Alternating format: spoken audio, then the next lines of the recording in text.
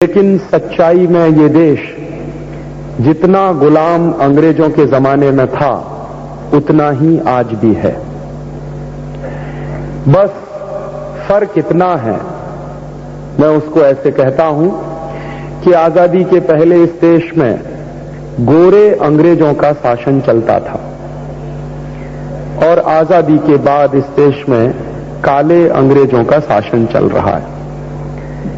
माने जो लोग इस देश पर शासन कर रहे हैं, जो राज कर रहे हैं, वो शरीर से दिखने में हिंदुस्तानी है, लेकिन आत्मा उन सबकी अंग्रेजियत वाली है। और मुझे दुख एक दूसरी बात का और है कि हिंदुस्तान की आजादी के लिए अपनी जान कुर्बान करने वाले लाखों करोड़ों क्रांतिकारियों ने जो सपना देखा था इस देश की आजादी का, वो सपना कहीं से भी पूरा होता हुआ नहीं दिखाई देता।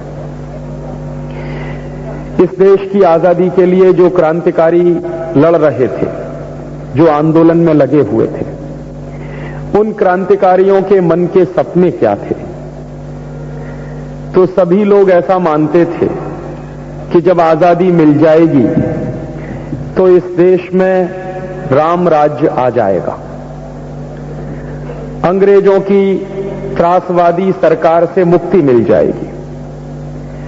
और जब राम राज्य की कल्पना होती थी उन क्रांतिकारियों के मन में, दिलों में, तो वो क्रांतिकारी अक्सर दो तीन बातें कहा करते थे। एक बात तो ये कही जाती थी कि जब हिंदुस्तान आजाद हो जाएगा तो इस देश में कोई भी गरीब नहीं होगा। दूसरी बात ये कही जाती थी कि जब हिंदुस्तान आजाद हो जाएगा तो इस देश में कोई बेरोजगार नहीं होगा, तो यहां से गरीबी खत्म हो जाएगी, बेरोजगारी खत्म हो जाएगी। तीसरी बात ये कही जाती थी कि अंग्रेजों की सरकार हिंदुस्तान की जनता को जिस तरह से लूटती है, जिस तरह से परेशान करती है, आजादी मिलने के बाद जो सरकारें बनेंगी वो हिंदुस्तान की जनता को नहीं लूटेंगी और वो उस देश की जनता को परेशान नहीं करेंगी। एक सबसे महत्वपूर्ण बात जो इस देश में कही जाती थी, जिसको करीब करीब हर बड़ा क्रांतिकारी नेता कहता था, गांधी जी भी उसको कहा करते थे। एक बार गांधी जी से पूछा गया था कि आजादी के बाद के हिंदुस्तान के बारे में आपका सपना क्या है? एक विदेशी पत्रकार था, उसने पूछा था बापू से कि जब आजादी मिल जाएगी भारत को तो कैसा हिंदुस्तान का कल्पना, कैसी हिंदुस्तान की कल्पना आपके मन में है? तो गांधी जी ने एक ही लाइन में जवाब दिया था उसका कि आजादी के बाद के भारत में अगर अंग्रेज चाहेंगे तो रह सकते हैं, मुझे अंग्रेजों से कोई नफरत नहीं है, अंग्रेज चाहेंगे तो हिंदुस्तान के मेहमान बनकर रह सकते हैं, लेकिन अंग्रेजियत नहीं रहेगी। तो उस पत्रकार ने पूछा कि बापू, ये अंग्रेजियत से आपका मतलब क्या है? तो गांधी जी ने कहा कि अंग्रेजियत का माने है हिंदुस्तान की वो सारी की सारी व्यवस्था जो अंग्रेजों द्वारा चलाई गई है। उदाहरण के लिए अंग्रेजों की चलाई हुई शिक्षण पद्धति को गांधी जी अंग्रेजियत मानते थे, अंग्रेजों की चलाई हुई न्याय पद्धति को गांधी जी अंग्रेजियत मानते थे, अंग्रेजों की चलाई हुई शासन पद्धति को गांधी जी अंग्रेजियत मानते थे, अंग्रेजों की चलाई हुई पार्लियामेंट्री डेमोक्रेटिक सिस्टम को गांधी जी अंग्रेजियत मानते थे। तो वो कहा करते थे कि जब अंग्रेज चले जाएंगे और स्वराज्य आ जाएगा तो हिंदुस्तान में ये कोई भी व्यवस्था नहीं चलेगी जो अंग्रेजों ने चलाई है, और आजादी के बाद हम इस देश में एक स्वदेशी की व्यवस्था चलाएंगे। गांधी जी के राम राज्य के सपने में सबसे मूल बात यही थी। और उन्होंने एक बार और कह दिया था, एक और दूसरे पत्रकार के जवाब में, कि ये राम राज्य कैसा होगा? तो गांधी जी ने कहा कि मेरे राम राज्य की कल्पना है जिसमें 11 व्रत देश की नीतियों के रूप में चलाए जाएंगे। तो वो 11 व्रत कौन से हैं जो उन्होंने दिए इस देश के लिए? सत्य, अहिंसा, ब्रह्मचर्य, असंग्रह और ऐसे ऐसे 11 व्रत हैं।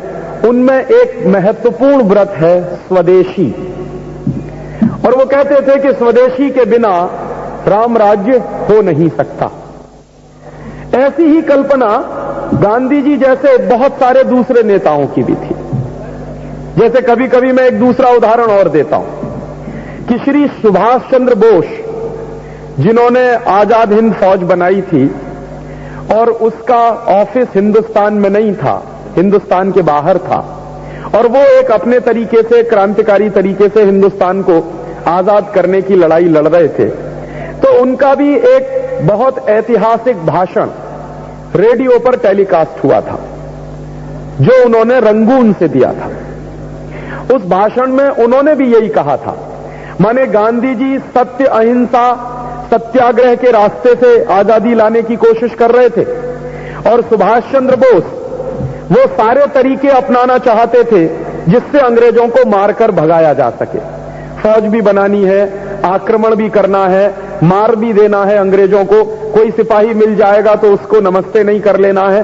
तो दो अलग अलग एक्सट्रीम के नेता थे इस देश में। एक बाजू में क्रांतिकारियों का नेतृत्व करने वाले सुभाष चंद्र बोस, भगत सिंह, चंद्रशेखर आजाद, तात्या टोपे और ये सब थे, और दूसरे बाजू में महात्मा गांधी और ऐसे तमाम दूसरे लोग भी थे। लेकिन सपनों में कोई अंतर नहीं था। मैं जो कहना चाहता हूं वो ये कि जो सपना महात्मा गांधी का था हिंदुस्तान के बारे में, वही सपना सुभाष चंद्र बोस का भी था।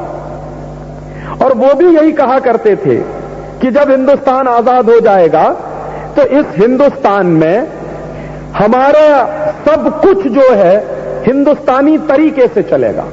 अंग्रेजों के तरीके से हम कुछ भी नहीं चलाने वाले इस देश में। अंग्रेजों की कोई भी नीति इस देश में नहीं चलेगी। तो उनके सपने, गांधी के सपने, हिंदुस्तान के उन करोड़ों क्रांतिकारियों के सपने जिन्होंने अपनी जान कुर्बान की, वो कमोवेश एक जैसे थे। 1-2 डिग्री का फर्क हो सकता है, इससे ज्यादा फर्क नहीं था उन सपनों में। मुझे जो दर्द है वो इस बात का है कि आज आजादी के 50 साल में उन सपनों का क्या हुआ? क्या हुआ इस देश में? कौन सा ऐसा ग्रहण लग गया इस देश पर कि ऐसा अच्छा देश जिसके बारे में सारी दुनिया में कहा जाता था कि जगत गुरु है, वो देश आज गड्ढे में गिरने की तैयारी पर है। क्या हो गया है ऐसा?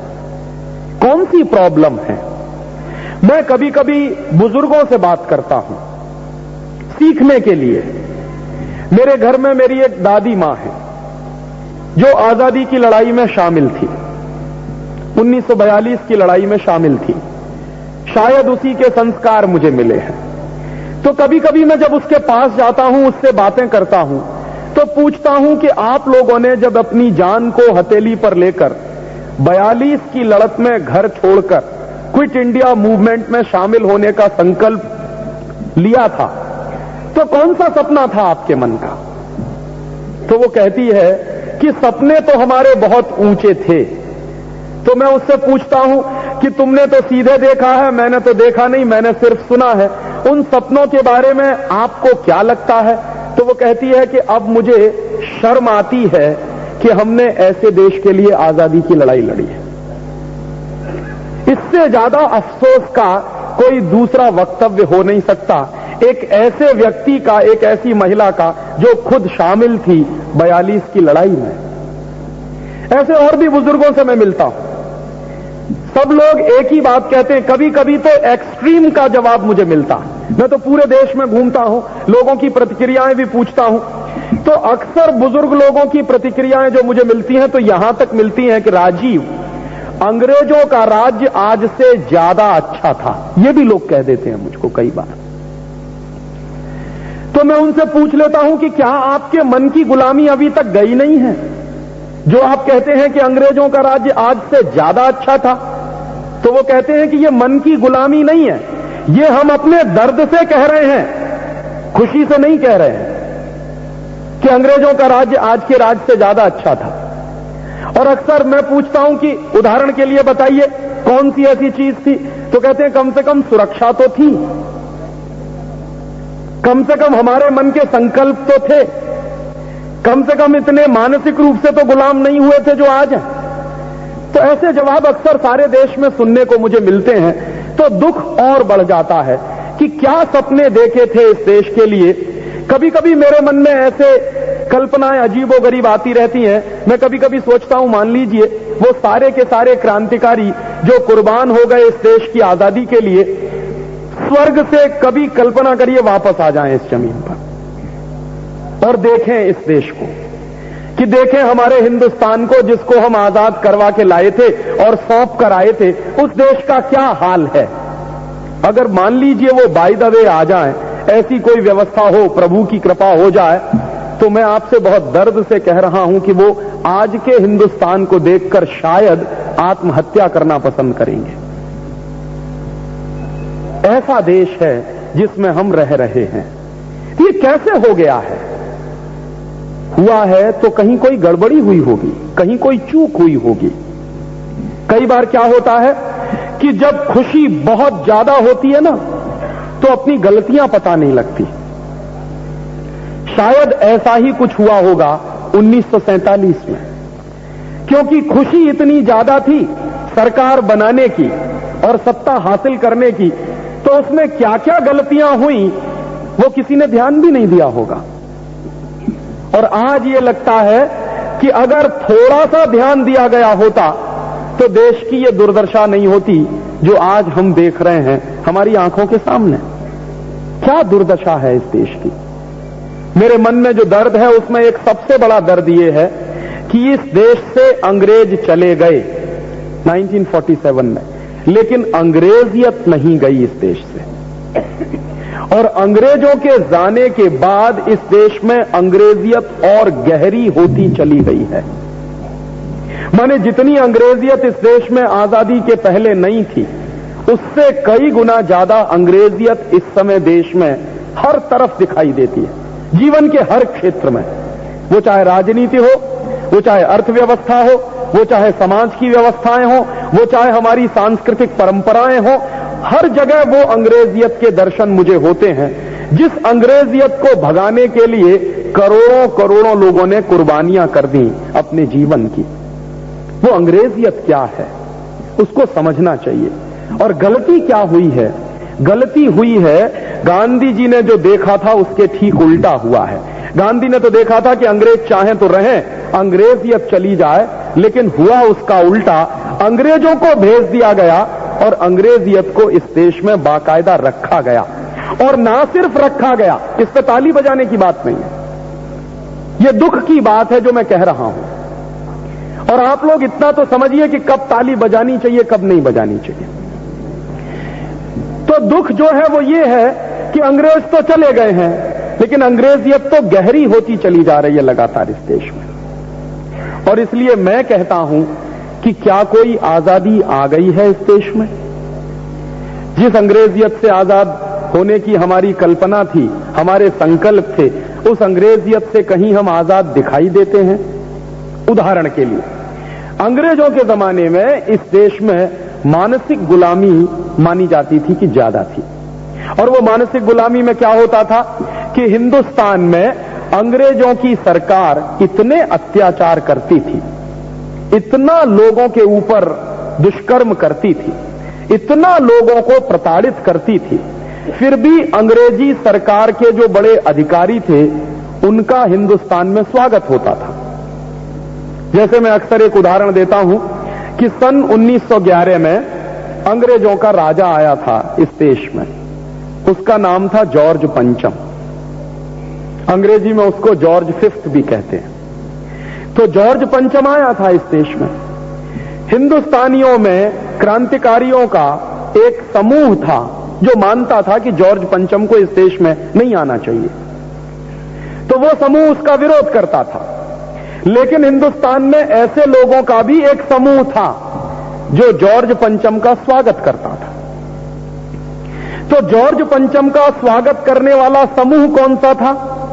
जॉर्ज पंचम का स्वागत करने वाला समूह था जिनको अंग्रेजों की सरकार से कोई ना कोई मुनाफा मिलता था, जिनको अंग्रेजों की सरकार से कोई ना कोई सुविधा मिलती थी, जो अंग्रेजों की सरकार के पोषित किए गए तंत्र से अपने आप को जोड़कर रखते थे। तो ऐसा एक वर्ग था इस देश में, या हम उसको बहुत ब्लंट भाषा में कहें तो अंग्रेजों का चाटुकार वर्ग था इस देश में। साइकोफेंट थे कुछ अंग्रेजों के। तो जो अंग्रेजों का चाटुकार वर्ग था वो अंग्रेजों के स्वागत में लगा रहता था, अंग्रेजों के गुणगान में लगा रहता था। ये अक्सर होता था। तो 1911 के साल में जब जॉर्ज पंचम आया इस देश में, तो जो लोग अंग्रेजों के साइकोफेंट माने जाते थे, चाटुकार माने जाते थे, उन लोगों ने जॉर्ज पंचम का खूब जबरदस्त तरीके से स्वागत किया था। उस समय मैं आपको याद दिलाऊं, श्री स्वर्गीय लोकमान्य तिलक ने यह कहा था कि काश ये देश आजाद होता तो हमको ये दुर्दिन नहीं देखना पड़ता। दुर्दिन क्या था कि जॉर्ज पंचम का स्वागत करने के लिए हिंदुस्तानी लोग ही खड़े हुए हैं। इसको तिलक जी दुर्दिन मानते थे कि ये दुर्दिन तो ना देखना पड़ता अगर हम आजाद होते तो इतनी बड़ी बात जो उन्होंने कही, ये कोई छोटी बात नहीं थी कि काश हम आजाद होते तो ये दुर्दिन तो ना देखना पड़ता जो हम देख रहे हैं कि अंग्रेजों का स्वागत किया जा रहा है, और उसका स्वागत किया जा रहा है जो हमारे ऊपर अत्याचार करता है, जो हमको मारता है, जो हमको पीटता है, जो हमको लूटता है। ऐसे राजा का स्वागत होना चाहिए या बहिष्कार होना चाहिए? तो उनके ग्रुप की तरफ से उन्होंने कोशिश की थी और बहिष्कार का कॉल दिया था कि जॉर्ज पंचम का हम बहिष्कार करेंगे। लेकिन चूंकि अंग्रेजों का शासन था, अंग्रेजों की व्यवस्था थी इस देश में, तो अंग्रेजों का शासन और अंग्रेजों की व्यवस्था के कारण देश के लोग मजबूर थे कि सरकार अंग्रेजों की है, तो अंग्रेजों की सरकार है तो वो जो फैसला करेगी वो मानना पड़ेगा देश के लोगों को। तो अंग्रेजों की सरकार ने यह फैसला कर लिया था कि जॉर्ज पंचम का हिंदुस्तान में स्वागत होना चाहिए। तो मजबूरी थी देश के लोगों की, क्योंकि हम अंग्रेजों के गुलाम थे। तो वो मजबूरी मुझे समझ में आती है कि 1911 के साल में चूंकि हम अंग्रेजों के गुलाम थे, इसलिए जॉर्ज पंचम का हिंदुस्तान में आना एक बड़ी दुर्घटना थी। और तिलक साहब के शब्दों में कि यह दुर्दिन न देखना पड़ता अगर हम आजाद होते। ये बात एक बाजू में थोड़ी देर को रख दें, फिर हम कल्पना करें कि अभी इस साल आजादी के 50वें साल में अक्टूबर के महीने में 12 तारीख को जब ब्रिटेन की रानी एलिजाबेथ हिंदुस्तान में आई, तो क्या सिर पीटे अपना हम?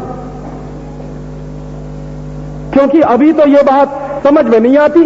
हम तो 1911 में गुलाम थे, हम तो मजबूर थे।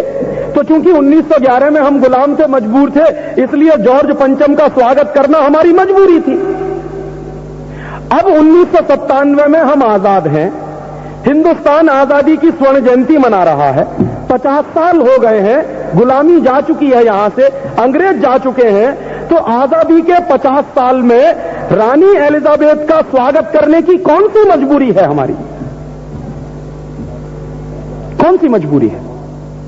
ये समझ में नहीं आता मुझको। और ये मजबूरी किसी एक दो संस्था की तरफ से दिखाई गई होती, किसी व्यक्तिगत स्तर पर किसी ने दिखाई होती तो समझ में आता है, लेकिन ये मजबूरी सरकार ने दिखाई हमारी, और उसको हम कहते हैं कि ये हिंदुस्तानी सरकार है, भारत की सरकार है। तो भारत की सरकार की वो कौन सी मजबूरी है कि आजाद 50 साल के बाद भी हमें ब्रिटेन की रानी का वैसे ही स्वागत करना पड़ता है जैसे हम गुलामी के दिनों में किया करते थे? ये कौन सी मजबूरी है?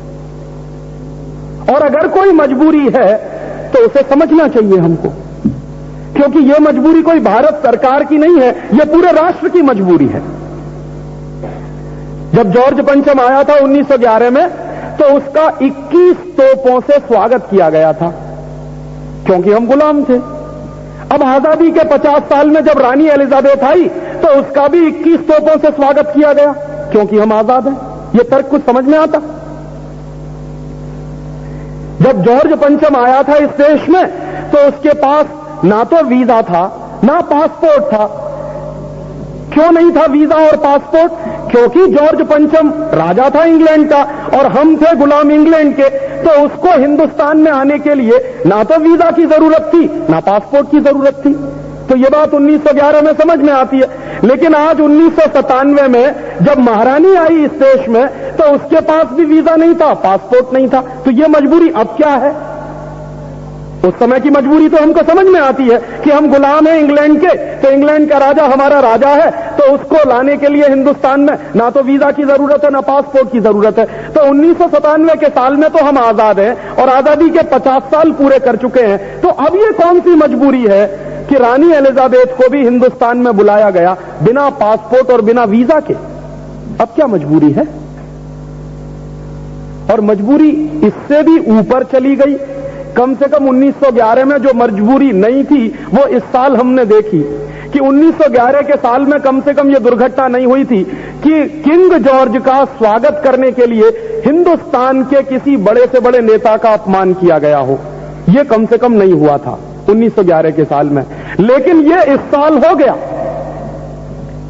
क्या हो गया कि रानी एलिजाबेथ का स्वागत करने के लिए हिंदुस्तान के राष्ट्रपति का अपमान किया गया। और क्या अपमान किया गया? रानी एलिजाबेथ का स्वागत करने के लिए भारत सरकार ने एक निमंत्रण पत्र छपवाया, इनविटेशन कार्ड। तो उस निमंत्रण पत्र में क्या हुआ कि रानी एलिजाबेथ का नाम ऊपर था और हिंदुस्तान के राष्ट्रपति का नाम नीचे था। नियम हमारे देश में क्या है? नियम हमारे देश में यह है कि कोई भी बाहर का अतिथि आए, चाहे राष्ट्रपति हो या प्रधानमंत्री, हमारे देश में हमारा राष्ट्रपति सर्वोच्च होता है। यह नियम है, संविधान में है। राष्ट्रपति से ऊपर कोई दूसरा व्यक्ति नहीं हो सकता, चाहे बाहर का कितने ही बड़े से बड़ा राष्ट्रपति आ जाए या प्रधानमंत्री आ जाए। तो अगर यह नियम है तो हिंदुस्तान में वो कौन सी मजबूरी हुई जिससे रानी का नाम ऊपर गया और राष्ट्रपति का नाम नीचे गया?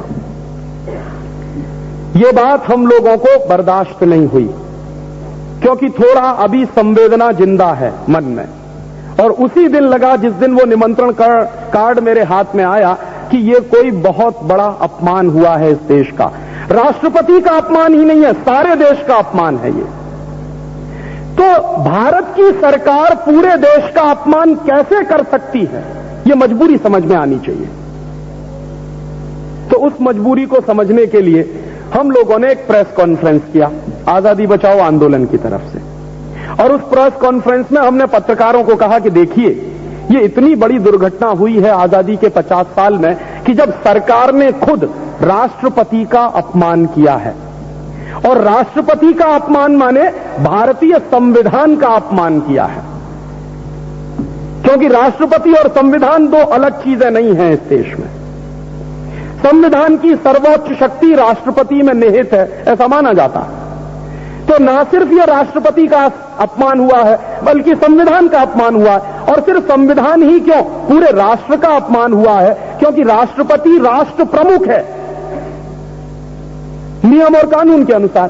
तो वह चूंकि राष्ट्र प्रमुख है तो उसका नाम हमेशा ऊपर जाना चाहिए। बाहर का कोई भी अतिथि आएगा उसका नाम उसके नीचे हो सकता है, ऊपर तो नहीं हो सकता। तो यह मजबूरी कैसे हो गई? जब इस बात पर पत्रकारों से बातचीत की तो कई पत्रकारों को लगा कि आपकी बात बहुत गंभीर है। तो जिनको लगा कि यह बात बहुत गंभीर है उन्होंने इस बात को फ्रंट पेज पर छापा।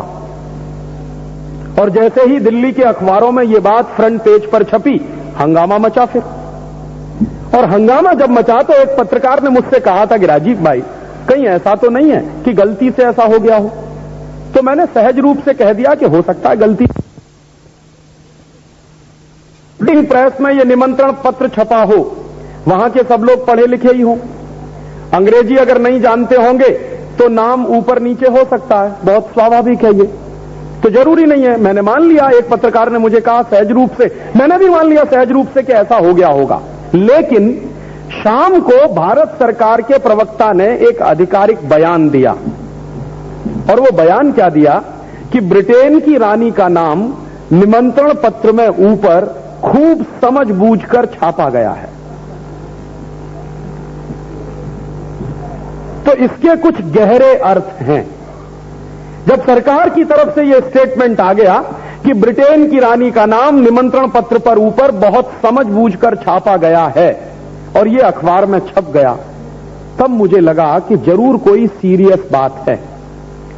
तो मैंने मेरे एक दोस्त से पूछा, दिल्ली में सुप्रीम कोर्ट में वो वकील है, मैंने उससे कहा कि भाई तुमको क्या लगता है भारत सरकार ने ये जो कह दिया है इसकी कोई लीगल वैलिडिटी है क्या? तो उसने मुझे कहा कि हो सकता है इसकी लीगल वैलिडिटी हो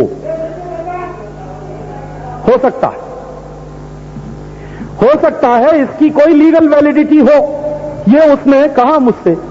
तो मैंने कहा कि इस बात को अगर पता करना हो कि इसकी लीगल वैलिडिटी क्या है तो क्या करना चाहिए?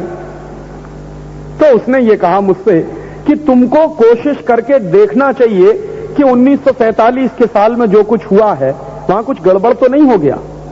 तो मैंने खुद उससे पूछा कि तुमको कुछ मालूम है ऐसी गड़बड़ के बारे में? तो उसने कहा मुझे एक बात तो मालूम है कि हिंदुस्तान की आजादी ऐसे ही नहीं आई है, हिंदुस्तान की आजादी बाकायदा एक कानून पारित करके आई है, उसको इतना तो मालूम था। और उसने कहा कि हिंदुस्तान की आजादी के लिए एक कानून पारित किया गया था जिसका नाम है इंडियन इंडिपेंडेंस एक्ट। तो वो इंडियन इंडिपेंडेंस एक्ट जब पारित किया गया था तब उसके बाद हिंदुस्तान की आजादी आई है, ये उसने मुझसे कहा। तो उसने कहा हो सकता है इस बात की लीगल वैलिडिटी उस एक्ट में कहीं तुमको मिले।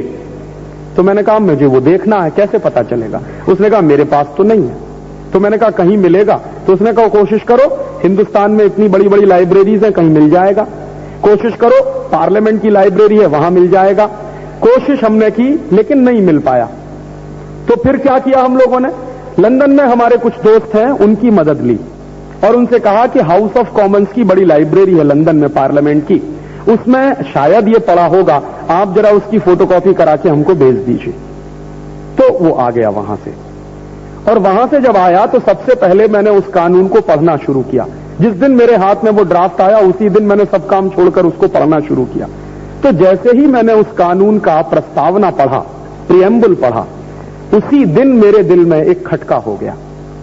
प्रस्तावना में क्या लिखा है? प्रस्तावना में लिखा है after 15 August 1947 India and Pakistan will be 2 dominion states. माने 15 अगस्त 1947 के बाद भारत और पाकिस्तान 2 डोमिनियन स्टेट्स बनेंगे। ये बिल्कुल स्पष्ट लिखा है उसकी प्रस्तावना में। तो अगर 15 अगस्त 1947 के बाद भारत और पाकिस्तान डोमिनियन स्टेट्स बनेंगे तो भारत की इंडिपेंडेंस का मतलब क्या है फिर?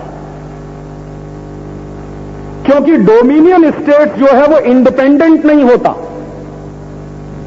अंग्रेजी की किसी भी डिक्शनरी में आप डोमिनियन स्टेट्स का मतलब ढूंढिए तो आपको एक ही मतलब मिलेगा।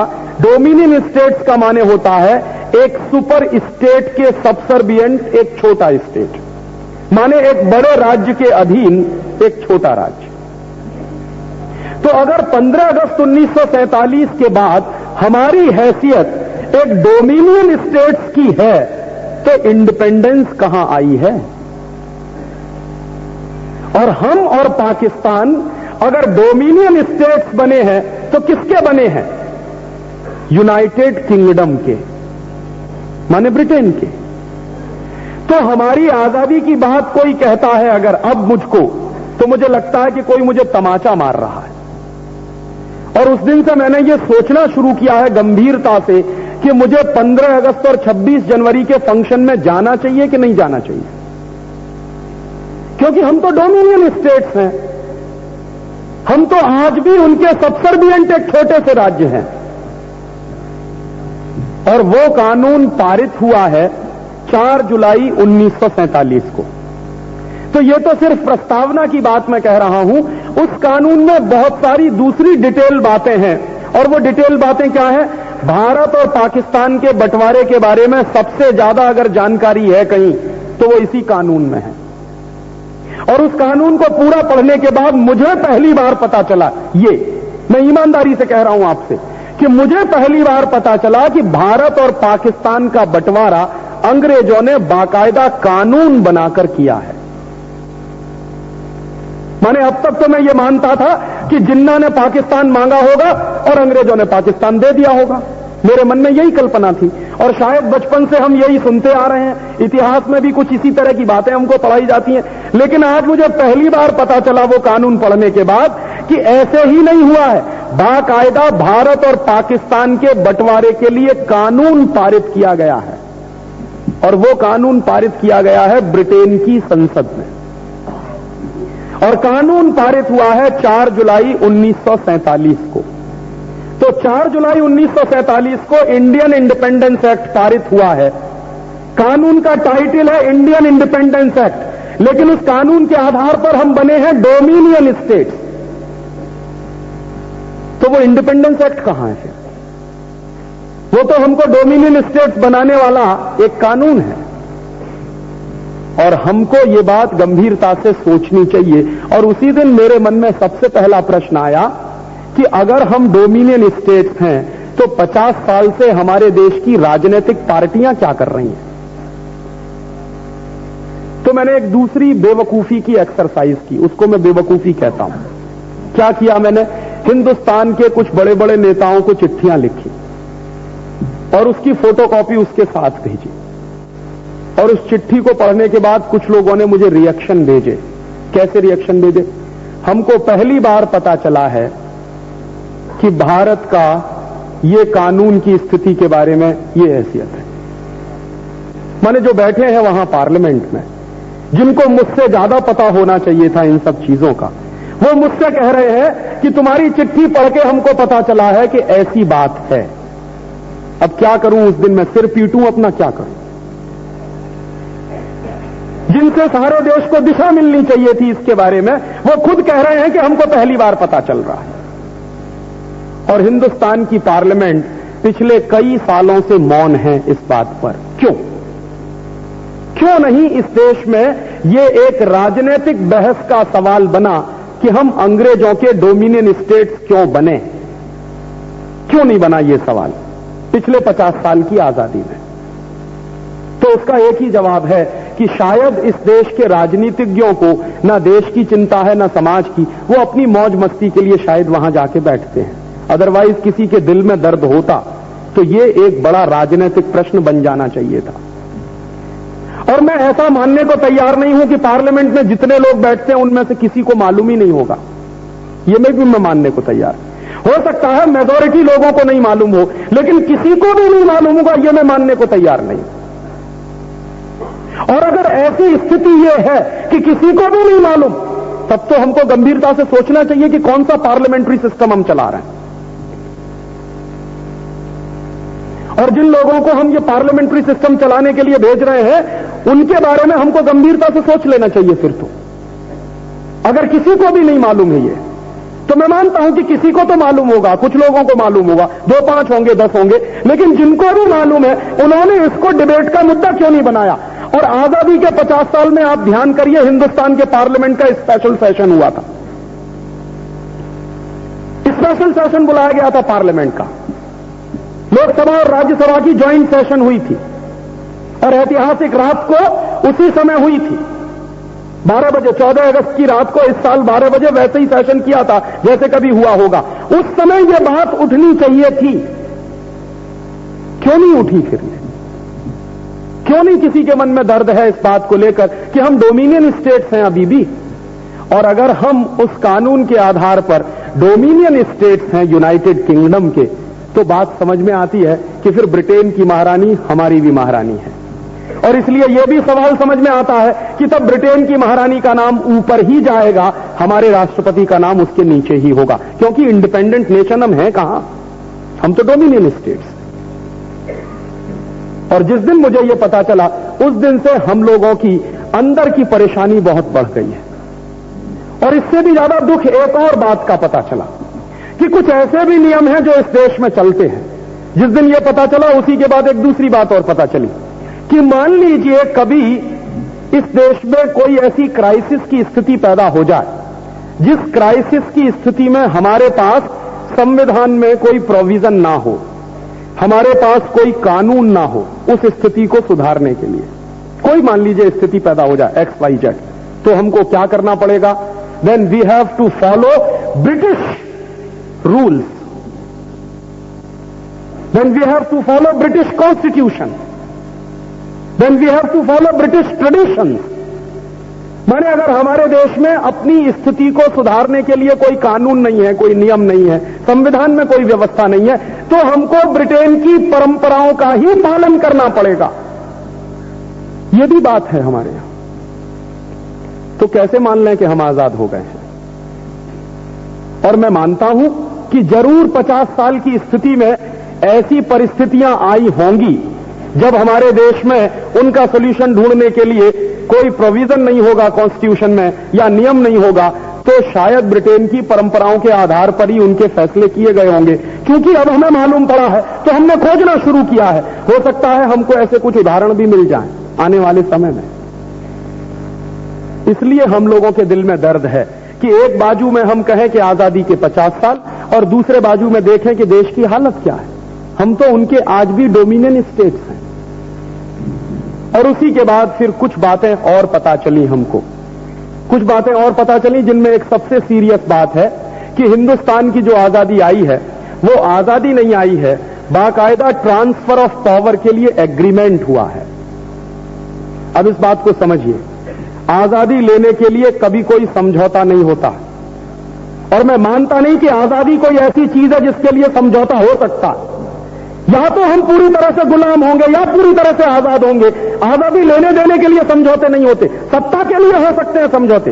आजादी एक ऐसा शब्द है जिस पर कोई कंप्रोमाइज नहीं हो सकता, किसी भी स्थिति में कोई समझौता नहीं हो सकता उसके ऊपर।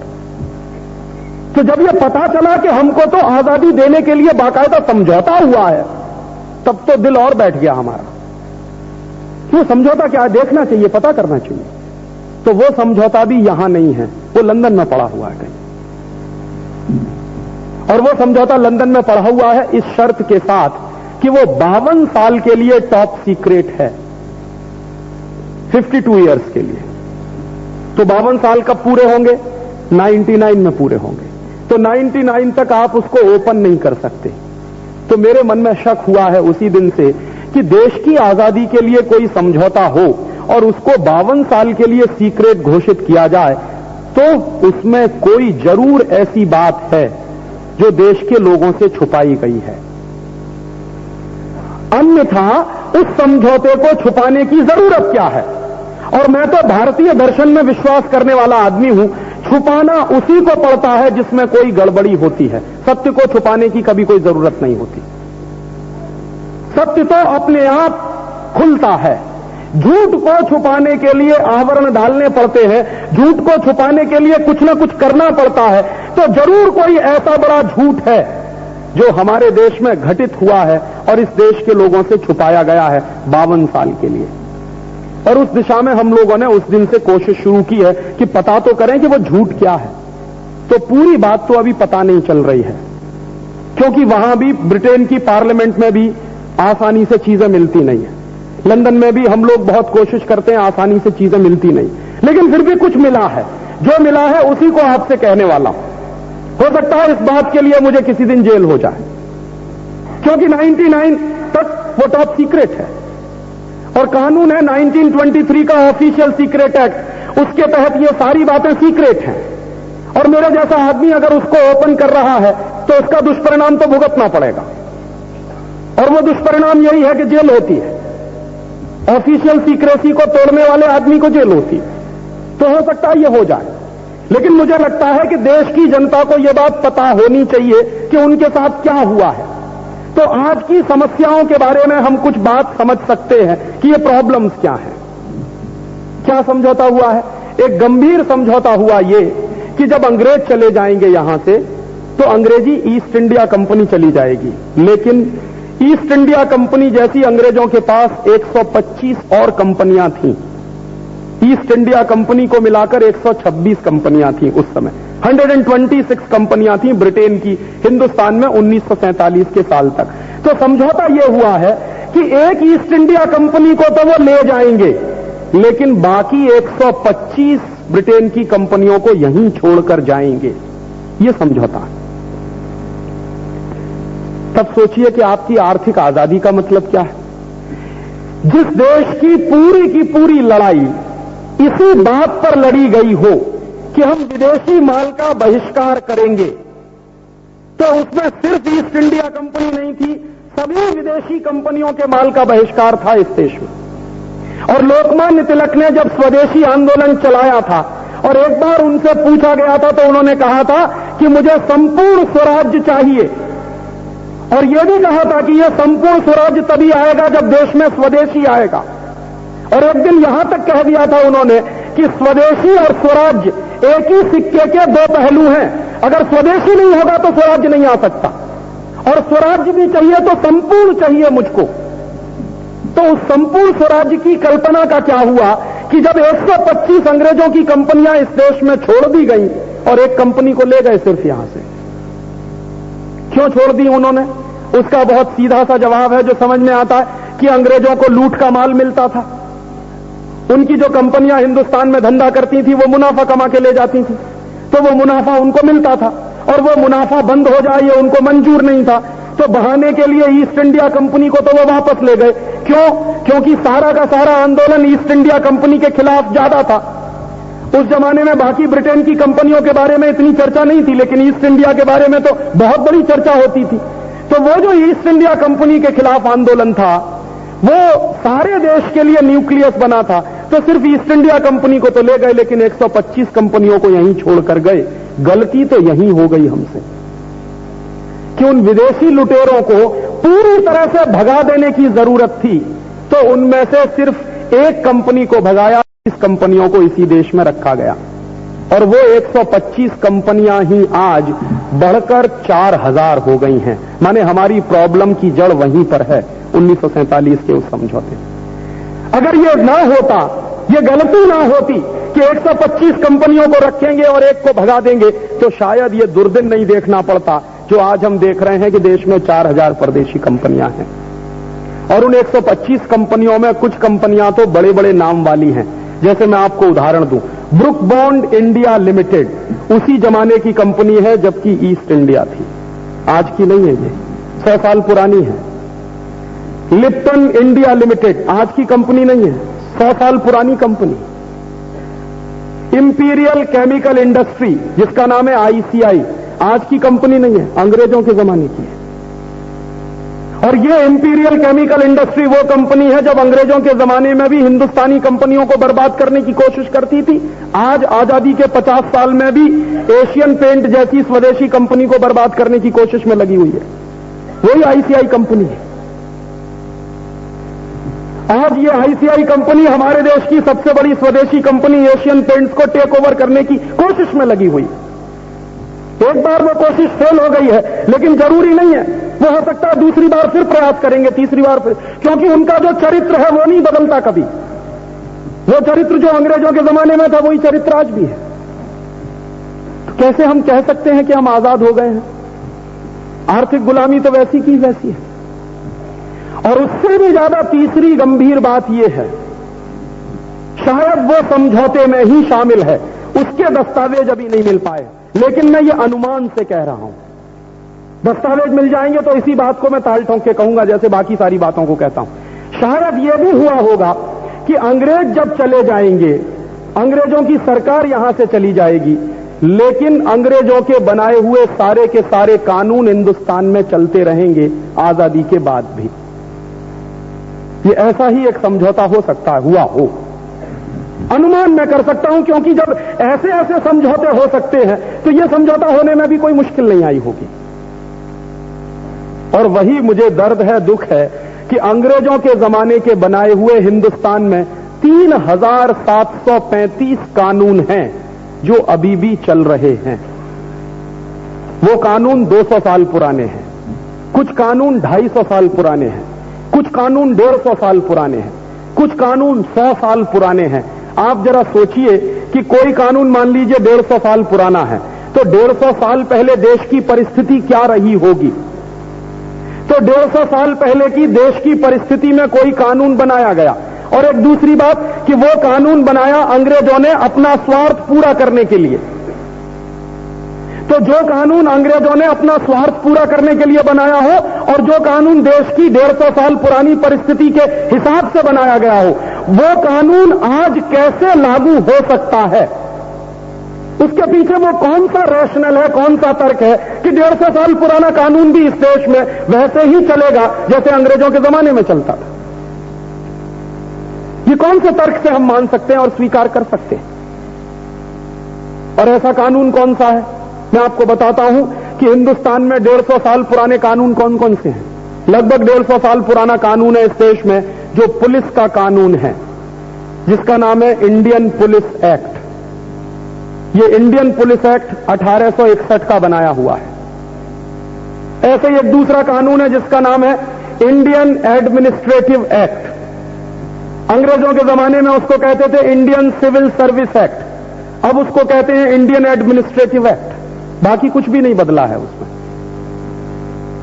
140 साल 135 साल पुराना कानून है इंडियन फॉरेस्ट एक्ट, जो अभी भी चल रहा है इस देश में।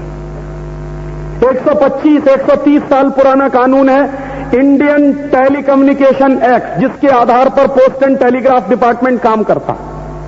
1885 का बनाया हुआ कानून है। आज से लगभग 100 साल पुराना कानून है लैंड एक्विजिशन एक्ट, 1894 का बनाया हुआ है। वो आज भी चल रहा है इस देश में आजादी के 50 साल के बाद भी। तो ऐसे ऐसे वो सारे कानून चल रहे हैं इस देश में जो अंग्रेजों ने बनाए थे इस देश में। और अंग्रेजों ने क्यों बनाए थे? उसके पीछे अंग्रेजों का स्वार्थ था। क्या स्वार्थ था? अंग्रेजों ने इस देश में इनकम टैक्स एक्ट बनाया, अंग्रेजों ने इस देश में सेंट्रल एक्साइज एक्ट बनाया, उसके साथ उन्होंने सॉल्ट भी जोड़ दिया था। Central excise and salt tax act पूरा नाम होता था, वो अभी तक चल रहा है। 2 साल पहले उसमें से सॉल्ट नाम हटाया गया, बस बाकी सबका सब है। मैंने सॉल्ट भी हटाने में हमको 50 साल लग गए उस कानून में से। तो ये जो टैक्सेशन के टोल टैक्स, अभी थोड़ी देर पहले मैं त्र्यंबकेश्वर से आया तो वहां शहर में घुसने ही के लिए वो कहने लगा 10 रुपया दो। काहे का 10 रुपया? कि टोल टैक्स लगता है। तो मेरा पहला रिएक्शन यही था कि अंग्रेज तो मर गए और चले गए, यहां से टोल टैक्स छोड़कर गए हमारी छाती पर, जो अभी भी चल रहा है इस देश में।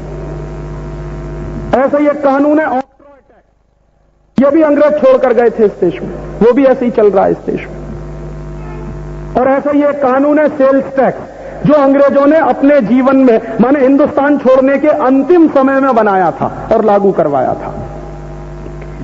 तो टैक्सेशन के ये जितने कानून इस समय चल रहे हैं देश में, ये सब अंग्रेजों के हिसाब से बनाए गए हैं, अंग्रेजों के स्वार्थ को पूरा करने के लिए बनाए गए हैं। अंग्रेजों का सबसे बड़ा स्वार्थ क्या था? अंग्रेजों का सबसे बड़ा स्वार्थ ये था कि हिंदुस्तानी जो उद्योगपति हैं, हिंदुस्तानी जो व्यापारी हैं, उनको बर्बाद करना है। क्यों? ताकि ईस्ट इंडिया कंपनी और अंग्रेजों की कंपनियों का धंधा यहां चले, व्यापार चले। ईस्ट इंडिया कंपनी और अंग्रेजों की कंपनियों में इतनी दम नहीं थी कि वो हिंदुस्तानी कंपनियों के साथ कंपटीशन में टिक सकें। दस्तावेज इस बात के हैं कि अंग्रेजों के लंकाशायर और मानचेस्टर में जो कपड़ा बनता था, वो सूरत के बनाए गए कपड़े से बहुत घटिया होता था, वो बिक नहीं पाता था इस देश में। अंग्रेजों के देश में उस जमाने में जो स्टील बना करती थी, वो हिंदुस्तान में बनने वाली स्टील से 100 गुनी घटिया होती थी। और मेरे पास इस बात के सबूत है कि ईस्ट इंडिया कंपनी अपने जितने जहाज बनाती थी पानी के, वो सब स्टील हिंदुस्तान से जाता था। उस जमाने में यह माना जाता था कि पूरी दुनिया में 2 ही देश थे जिनके पास क्वालिटी का स्टील होता था, या तो था डेनमार्क और या था हिंदुस्तान। और 1835 के साल में आप कल्पना कर सकते हैं कि 1835 के साल तक हिंदुस्तान में स्टील बनाने के 10,000 कारखाने थे, 1-2 नहीं। और उन 10,000 कारखानों में जो स्टील बनता था, उस स्टील की क्वालिटी का आप अंदाजा करना चाहें तो कभी चले जाइए मेहरौली नाम के गांव में एक खंभा लगा हुआ स्टील का बनाया हुआ, उस पर आज तक जंग नहीं लगी है। दिल्ली के पास सैकड़ों साल से ऐसे ही खड़ा हुआ है, जंग नहीं लगी है। क्या था? क्वालिटी का काम करते थे हम, कोई ऐसे ही छोटे मोटे लोग नहीं थे। और वो बेस्ट क्वालिटी का स्टील है, इसलिए आज तक उस पर जंग नहीं लगा है। आज हिंदुस्तान में कोई माई की लाल कंपनी ऐसी नहीं है जो स्टील बना के दे और वो 100 साल तक टिक जाए। आज वो टेक्नोलॉजी नहीं है हमारे पास। एक जमाना था कि हमारे पास वो टेक्नोलॉजी थी। तो हिंदुस्तान में ऐसे क्वालिटी के सामान बनते थे जिनकी टक्कर में अंग्रेजी सामान बहुत घटिया होते थे। तो अंग्रेजों को एक काम करना पड़ा कि हिंदुस्तानी कंपनियों को बंद करवाना पड़ेगा और अंग्रेजी माल तभी बिक सकेगा। तो हिंदुस्तानी कंपनियों को बंद कराने के लिए उनको एक रास्ता मिला। चूंकि सरकार उनकी थी इस देश में, तो उन्होंने क्या किया, हिंदुस्तानी कंपनियों पर टैक्स बढ़ाते चले जाओ, बढ़ाते चले जाओ, बढ़ाते चले जाओ और अंग्रेजों का माल टैक्स फ्री कर दो। तो अंग्रेजों का माल टैक्स फ्री होता था और हिंदुस्तानी कंपनियों पर टैक्स लगाया जाता था। एक दो नहीं, 5-5 तरह के टैक्स लगाए जाते थे और टैक्स लगा लगा के हिंदुस्तानी माल को महंगा बनाया जाता था, अंग्रेजों का माल सस्ता बनाया जाता था। उसके नतीजे क्या निकले, अंग्रेज हमसे कंपटीशन में कभी टिक नहीं पाए।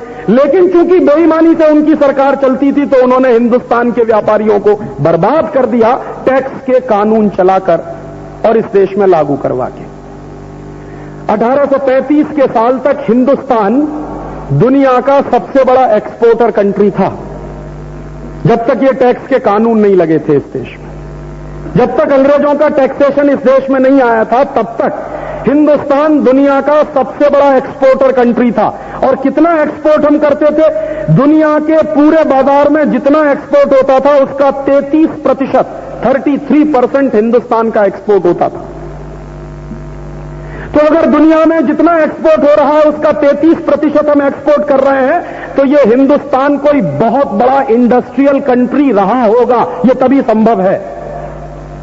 लेकिन दुर्भाग्य से हमको ये पढ़ाया गया कि हिंदुस्तान तो एग्रीकल्चरल कंट्री रहा। हम एग्रीकल्चरल कंट्री के साथ साथ बहुत बड़े इंडस्ट्रियल कंट्री थे, ये बात माइनस की गई है। नहीं तो हम इतना एक्सपोर्ट कैसे कर पाते थे अगर इंडस्ट्रियल बेस नहीं था इस देश में। तो वो इंडस्ट्रियल बेस को अंग्रेजों ने बर्बाद कर दिया टैक्स के कानून लगा के। और नतीजा जानते हैं क्या निकला, हिंदुस्तान की पूरी इंडस्ट्री धीरे धीरे धीरे धीरे बंद होती चली गई, क्योंकि अंग्रेजों का माल सस्ता होता चला गया, हिंदुस्तानी लोगों का माल महंगा होता चला गया। और एक जमाने में जो देश सबसे बड़ा इंडस्ट्रियल कंट्री था, 33% निर्यात करता था, आज 1997 में उस देश का कुल निर्यात मालूम है कितना, 0.01%। तो वो टैक्सेशन के सिस्टम ने हमारा क्या नुकसान किया है, सबसे बड़ा नुकसान किया है कि हम 33% एक्सपोर्ट करने वाले देश आज 0.01% का एक्सपोर्ट कर रहे हैं दुनिया के बाहर। हम गिर रहे हैं या उठ रहे हैं, ये इसी बात से सिद्ध होता है। और वो टैक्सेशन का जो सिस्टम चलता था अंग्रेजों के जमाने में, उसकी एक दूसरी बात और बता दूं कि अंग्रेजों ने जो टैक्सेशन के लिए ऑफिसर्स बनाए थे, जो टैक्स वसूलते थे, उनकी ट्रेनिंग कैसे दी जाती थी, उन ऑफिसर्स की ट्रेनिंग कैसे होती थी, जो इनकम टैक्स वसूलते थे, जो सेंट्रल एक्साइज का लॉ चलाते थे वगैरह वगैरह, उन ऑफिसर्स की ट्रेनिंग दी जाती थी। उसका एक गोल्डन रूल था। वो गोल्डन रूल ये था कि आप हिंदुस्तान के व्यापारियों से टैक्स वसूल पाएं या ना वसूल पाएं, ये महत्वपूर्ण नहीं है। महत्वपूर्ण यह है कि आप हिंदुस्तान के व्यापारियों को इतना डिमोरलाइज कर दें कि वो अपने कारखाने बंद कर दें। ये उनकी ट्रेनिंग होती थी। और जिस तरह की ट्रेनिंग अंग्रेजों के जमाने में टैक्सेशन के ऑफिसर्स को दी जाती थी, वही ट्रेनिंग आज आजादी के 50 साल के बाद भी दी जा रही है ऑफिसर्स को। और आज भी ऑफिसर्स आपकी छाती पे खड़े रहते हैं, उनका बस चले तो आपकी सारी इंडस्ट्री में ताला डलवा दें। वो एक तो टैक्सेशन के कानून है जो आपको काम नहीं करने देते, दूसरे ऊपर से ऑफिसर्स आपकी छाती पे खून पीने के लिए बैठे रहते हैं। और उसके बाद भी इस देश की इंडस्ट्री जिंदा है। तो मैं इस देश के उद्योगपतियों को सलाम करता हूं, इस बात के लिए नमस्कार करता हूं, धन्यवाद देता हूं कि इतने कष्ट सहते हुए भी इस देश में कुछ उद्योग का काम चलता है, उत्पादन का काम चलता है। अदरवाइज तो अंग्रेजों की पॉलिसी के अनुसार तो सब खत्म हो जाना चाहिए। और दुर्भाग्य हमारा यही है कि जो कुछ अंग्रेजों ने चलाया टैक्सेशन का, income tax, central excise, toll tax, octroi tax, बाद में सेल्स टैक्स, वो सब चल रहा है इस देश में। क्यों चल रहा है, ये सवाल पूछने की जरूरत है। अब अब तक हमको मालूम नहीं था, लेकिन जिस दिन हमको मालूम हो गया तो हमको ये सवाल पूछना चाहिए कि अंग्रेजों के जमाने का बना हुआ इनकम टैक्स क्यों चल रहा, अंग्रेजों के जमाने का बना हुआ सेंट्रल एक्साइज क्यों चल रहा। और अगर यही कानून चलने थे तो हिंदुस्तान में 50 साल से पार्लियामेंट कर क्या रहा है। 50 साल से हम इनको हजारों करोड़ रुपया बर्बाद कर करके वोट देकर चुनकर भेज रहे हैं, ये कर क्या रहे हैं वहां बैठकर। जो अंग्रेजों के बनाए हुए कानून ही चलाने हैं तो ये पार्लियामेंट क्यों चला रहे हैं, इसमें भी ताला डाल दीजिए, क्योंकि देश तो ऐसे ही चल रहा है अंग्रेजों के जमाने के हिसाब से। ये सवाल देश की राजनीतिक व्यवस्था को उठाने चाहिए, लेकिन देश की राजनीतिक व्यवस्थाएं कौन से सवाल उठा रही हैं जिनसे आपका कुछ लेना देना नहीं है। आपको बांटो जातियों में, आपको बांटो धर्म में, सिर्फ उनको वोट चाहिए। जो महत्वपूर्ण राजनीतिक प्रश्न है वो देश में कभी उठाए नहीं जाते पार्लियामेंट के अंदर। बेवकूफी की बहसें होती हैं पार्लियामेंट के अंदर, और अगर आप पार्लियामेंट की बहस सुने तो सिर पीट लेंगे किसी दिन अपना। वहां बहस होती है कि मेरे गांव में बिजली का खंभा नहीं गड़ा है, मेरी सड़क की नाली चौक हो गई है, मेरा यहां कूड़ा नहीं उठा। यह सब काम के लिए पार्लियामेंट है। जो बहस होनी चाहिए म्युनिसिपल कॉर्पोरेशन में वो चली जाती है पार्लियामेंट में कभी कभी। जो बहसें होनी चाहिए पार्लियामेंट में उनसे किसी को मतलब नहीं है। और ये टैक्सेशन का सिस्टम वैसे ही बर्बाद कर रहा है हमको जैसे अंग्रेजों के जमाने में करते थे। और मुझे तो उससे भी बड़ा दुख है, एक दिन मुझको पता चला कि अंग्रेजों ने इस देश में 97% इनकम टैक्स लगाया था सबसे पहले। माने 100 रुपए पे 3 रुपया बचेगा, 97 दे दीजिए टैक्स के रूप। तो 97% टैक्स क्यों लगाया उन्होंने? तो उनकी 2 मान्यताएं थी। वो एक बात तो ये कहते थे कि अगर हिंदुस्तानी व्यापारी ईमानदारी से टैक्स देना शुरू कर देंगे तो बर्बाद हो जाएंगे, क्योंकि 97% टैक्स देने के बाद बचेगा क्या आपके पास। एक दूसरी मान्यता उनकी यह थी कि अगर वो ईमानदारी से टैक्स नहीं देंगे तो टैक्स की चोरी करेंगे। माने अंग्रेज चाहते थे कि आप टैक्स की चोरी करें। क्यों? क्योंकि आप बेईमान हो जाएंगे। एक दूसरी मान्यता उनकी यह थी कि अगर वो ईमानदारी से टैक्स नहीं देंगे तो टैक्स की चोरी करेंगे। माने अंग्रेज चाहते थे कि आप टैक्स की चोरी करें। क्यों? क्योंकि आप बेईमान हो जाएंगे, और बेईमान आदमी को गुलाम बनाना बहुत आसान होता है। ये उनकी पॉलिसी थी, इसलिए उन्होंने 97% इनकम टैक्स लगाया इस देश में। वो 97% इनकम टैक्स इस देश में आजादी आई 1947 में, उसके बाद भी सन 1982 तक चलता रहा 97% इनकम टैक्स। 1982 तक 97% इनकम टैक्स वसूला जाता था देश के लोगों से। क्यों वसूला जाता था? क्योंकि अंग्रेज कह गए थे। तो अंग्रेज कह गए थे अगर ऐसे ही हिंदुस्तान चलाना तो आजादी का मतलब क्या है फिर? और इसलिए मैं कहता हूं, और अंग्रेजों ने यह सिस्टम क्यों बना, मैंने इससे पहले थोड़ी एक बात उसको गंभीरता, वो कह रहे हैं या तो हिंदुस्तानी व्यापारी बर्बाद हो जाएंगे या बेईमान हो जाएंगे। माने आपको करप्ट बनाना है उन्हें, ताकि आप उनके गुलाम बने। करप्शन जितना बढ़ेगा समाज में उतने आप गुलामी में फंसते जाएंगे। तो आज ये सब जो कुछ चल रहा है वो जान लीजिए कि आपको जानबूझकर या तो करप्ट बनाने के लिए है या बर्बाद करने के लिए। तो ये सरकारें भी वैसे ही चल रही हैं जैसे अंग्रेजों की सरकारें चला करती थी। ऐसे ही टैक्स वसूल रही हैं जैसे अंग्रेजों की सरकारें आपसे वसूला करती थी। अंग्रेजों की सरकार को जब मन में आता था लोगों के ऊपर टैक्स बढ़ा देते थे। आज की सरकार को जब मन में आता है 5% सर्विस टैक्स बढ़ा दो, आज ये कर दो कल वो कर दो। और जैसे अंग्रेजों की सरकार क्या करती थी, टैक्स वसूलती थी लोगों से, उस टैक्स का होता क्या था, अंग्रेजों की सरकार उससे मौज मस्ती करती थी, बर्बाद करती थी लोगों के टैक्स के पैसे को, खून पसीने के पैसे को बर्बाद करती थी। कोई उनसे पूछने वाला नहीं था क्योंकि सरकार उनकी चलती थी। वही तो आज भी चल रहा है। आपकी कौन सी ऐसी सरकार है जो लोगों से लिए गए खून पसीने के टैक्स को ईमानदारी से खर्च करती है और किसी ठीक काम में खर्च करती है?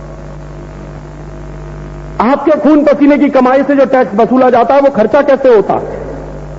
मैं लोगों को अक्सर उदाहरण देता हूं 2-3 कि कैसे आपका टैक्स खर्च किया जाता है। आपसे जबरदस्ती टैक्स वसूलते हैं, और टैक्स खर्च कैसे करते हैं? टैक्स खर्च करते हैं कि एक बार हिंदुस्तान की पार्लियामेंट के 30 एमपीज गए विदेश यात्रा पर, उनके लिए करोड़ों रुपया खर्च किया गया। कहां से आया वो पैसा? आपके दिए गए टैक्स में से निकाला सरकार ने। क्या करने गए थे विदेश यात्रा पर? 30 एमपीज को भेजा था अमेरिका और यूरोप के तमाम देशों में ये सीखने के लिए कि हिंदुस्तान में हिंदी कैसे लागू की जाए।